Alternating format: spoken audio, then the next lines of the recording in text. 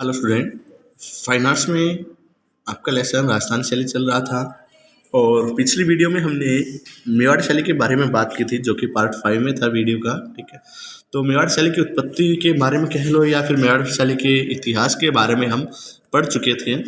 आज हम बात करेंगे राजस्थान की उपशैली है। ध्यान रखना, मेवाड़ शैली राजस्थान की क्या है, एक उपशैली है और राजस्थान का एक कला केंद्र भी कह सकते हो आप। ठीक है, राजस्थान शैली का।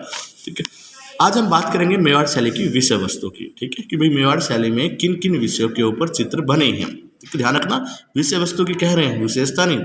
मेवाड़ शैली में किन किन विषयों के ऊपर चित्र बने हैं वो हम आज करेंगे। ठीक है, तो चलिए देखते हैं मेवाड़ शैली की विषय वस्तु इस प्रकार से है या मेवाड़ शैली में निम्नलिखित विषयों के ऊपर चित्र बने हैं। सबसे पहले है धार्मिक चित्रण। ठीक है, धार्मिक चित्र, धार्मिक कौन से, धर्म पर आधारित कौन से, देवी देवताओं के चित्र बने होंगे। ठीक है, तो कह रहा है धार्मिक पुस्तकों का चित्रण इस शैली में बहुत हुआ है, यानी धार्मिक पुस्तक बहुत ज़्यादा बनाई गई है। भागवत पुराण तथा रामायण चित्रित ग्रंथ के रूप में बने हैं। भागवत पुराण और रामायण ये चित्रित ग्रंथ के रूप में, चित्रित ग्रंथ समझते हो भाई, रामायण के बारे में लिखा भी गया, साथ ही साथ चित्र भी बनाए गए हैं। ठीक है, तो भगवत पुराण और रामायण चित्रित ग्रंथ के रूप में बने हैं। 1648 में उदयपुर के शहाबुद्दीन नामक चित्रकार ने, ठीक है, उदयपुर के कौन से, शहाबुद्दीन नामक चित्रकार ने भागवत पुराण की सचित्र प्रति का निर्माण किया। ठीक है, ध्यान रखना, इसको अंडरलाइन कर लेना, ये पूछा जाता है, बहुत बार पूछा गया है कि भागवत पुराण की सचित्र प्रति का निर्माण किसने किया था, तो शहाबुद्दीन नामक चित्रकार ने किया था, राजस्थान के अंदर या मेवाड़ के अंदर। ठीक है, तो शहाबुद्दीन नामक चित्रकार ने भागवत पुराण की सचित्र प्रति का निर्माण किया था। सचित्र का मतलब चित्र सहित प्रति उसने बनाई थी वो। ठीक है, फिर जोधपुर तथा कोटा के पुस्तकालयों में इनकी एक एक प्रति है। ठीक है, जोधपुर के और जो कोटा के पुस्तकालय राजस्थान में ही, ठीक है, उनकी एक एक कॉपी अभी भी रखी गई है, किसकी, शहाबुद्दीन द्वारा बनाई गई भागवत पुराण की प्रति की। ठीक है, फिर इसके कुछ चित्र, सचित्र या चित्र पृष्ठ संग्रहालय नई दिल्ली में सुरक्षित है। ठीक है, पृष्ठ संग्रहालय जो नई दिल्ली के अंदर है वहाँ पर भी ये कुछ चित्र इसके रखे गए हैं। चित्तौड़ के कलाकार, ठीक है, चित्तौड़ इलाका जगह है राजस्थान के अंदर, वहाँ के कलाकार मनोहर द्वारा रचित रामायण की एक सचित्र प्रति अभी भी प्राप्त है हमें, जो कि कब बने थे, 1649 में बनाई गई थी। ठीक है, इससे रामायण की लोकप्रियता का ज्ञान होता है कि लोकप्रिय रामायण कितनी लोकप्रिय थी, उसके बारे में हमें पता चलता है। यह सचित्र ग्रंथ प्रिंस ऑफ वेल्स म्यूजियम, कहाँ पर है ये Prince of Wales Museum, Mumbai में रखी गई है। ठीक है, तो ये तो थे धार्मिक चित्र। ठीक है, इसके अलावा अन्य देवी देवताओं के चित्र भी काफ़ी इस शैली में बनाए गए हैं, ये आप लिख सकते हो। ठीक है, फिर है रागमाला के चित्र। मेवाड़ में रागमाला चित्रण 12वीं सदी से होना माना गया है। ठीक है, यानी मेवाड़ के अंदर रागमाला का जो चित्रण किया गया था, रागमाला आप समझते हो, विभिन्न राग और रागनी, विभिन्न नायक और नायिकाओं का चित्रण जो इसमें किया गया था, उसी को रागमाला का चित्रण बोलते हैं।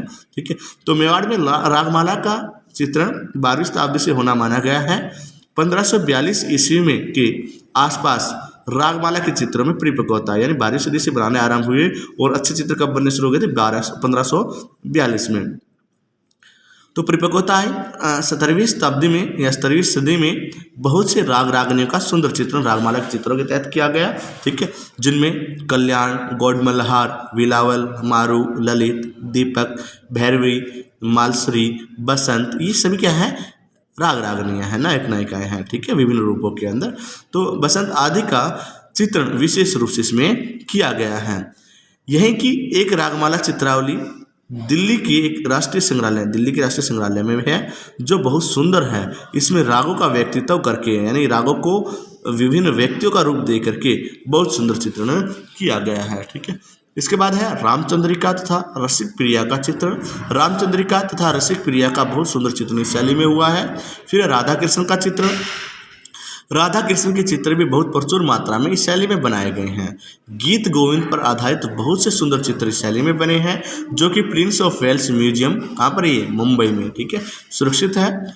जगत सिंह प्रथम के समय में सूर सागर पर भी चित्र बनाए गए हैं। ठीक है, डॉक्टर मोती चंद के अनुसार इन चित्रों में मुगल शैली का प्रभाव भी दिखाई देता है। परिलक्षित होने का मतलब है दिखाई देता है। ठीक है, फिर है महलों का चित्रण। महल थे उस टाइम पे, राजाओं का समय था, तो महलों का चित्रण भी चित्रकार करेगा। ठीक है, अधिकतर चित्रों में महलों का चित्रण है। पृष्ठभूमि में गुंबददार महल, ठीक है, बड़े बड़े गुंबदों के ऊपर महल दिखाए गए हैं, आदि का बहुत सुंदर चित्रण इसमें किया गया है। फिर है पशु पक्षियों का चित्रण। ये तो हर चित्रकार का प्रमुख विषय रहता है कि पशु पक्षी, सुंदर पशु पक्षी चित्रण बनाए। ठीक है, तो बाद के चित्रों में हाथी, घोड़े, कुत्ते आदि चित्र यूरोपियन प्रभाव से बने हैं और कुछ पक्षियों के चित्रण भी इसमें किया गया है। फिर है लोक जीवन का चित्रण। लोक जीवन समझते हैं, साधारण जनता के जीवन से संबंधित चित्र बनाए गए हैं। लोक जीवन का चित्रण भी बहुत सुंदर हुआ है, इसमें विवाह आदि का चित्रण किया गया है। ठीक है। फिर है युद्ध के चित्र। युद्ध चित्र भी बड़ी चारुता यानी बड़े उत्साहपूर्वक वहाँ के चित्रकारों ने बनाए हैं। ठीक है। नायक नायिका भेद। नायक नायिका भेद जिसे हम रागमाला के चित्र भी कहते हैं। ठीक है। नायक नायिका भेद भी यहाँ के चित्रकारों का प्रमुख विषय रहा है। इसके बाद है दरबार के चित्र। अब राजा होते थे तो दरबार भी लगता था, तो दरबारी जीवन का भी यहाँ के चित्रों का अर्थ होता है चित्रकारों ने बहुत सुंदरता से चित्रण किया है। इसके बाद है बारहमासा। बारहमासा समझते हो, वर्ष के 12 महीनों का चित्रण। ठीक है। तो बारहमासा का चित्रण भी इस शैली में हुआ है, वर्ष के 12 महीनों की ऋतु का चित्रण इस शैली में किया गया है। फिर पंचतंत्र। पंचतंत्र की जो कहानियां हैं, ठीक है, उन पर भी आधारित चित्र बने हैं।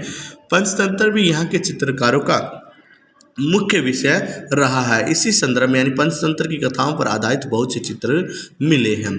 अन्य ग्रंथों पर चित्र, ठीक है, पृथ्वीराज रासो तथा दुर्गा महात्म्य। ठीक है। पृथ्वीराज रासो अन्य कुछ ग्रंथों पर चित्र बनाए हैं, पृथ्वीराज रासो पर भी तथा दुर्गा महात्म्य आदि पर भी यहाँ के चित्रकारों ने चित्रों की रचना की है। ठीक है।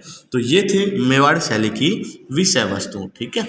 तो विषय वस्तु आपको करनी है ये मेवाड़ की क्या लगभग सभी शैलियों की विषय वस्तु रहती है, क्योंकि चित्रकार जो है वो ये जरूरी थोड़ी है कि भाई एक मेवाड़ के चित्रकार ऐसे हो कि जिसमें उनके स्पेशल कुछ विषय रहे हो, ऐसा कुछ नहीं है। तो चित्रकार इन सभी विषयों के ऊपर ही चित्र बनाता है, चाहे वो किसी भी शैली से संबंधित हो। तो जो विषय वस्तु हो वो लगभग सेम ही रहती है आपकी, और विशेषता भी, क्योंकि विषय वस्तु की विशेषता होती है, यानी जिस विषय के ऊपर चित्र बनते हैं उन्हीं को बढ़ा चढ़ा करके बताना वो उसकी विशेषता हो जाती है। ये लगभग सेम रहती है शैलियों की। ठीक है। तो आज आपको मेवाड़ शैली की विषय वस्तु पढ़नी है। ठीक है। नेक्स्ट वीडियो में हम बात करेंगे मेवाड़ शैली की विशेषताओं की। ठीक है। तो आज के लिए इतना ही। कोई दिक्कत हो, कोई प्रॉब्लम हो तो बच्चे बता देना। ठीक है।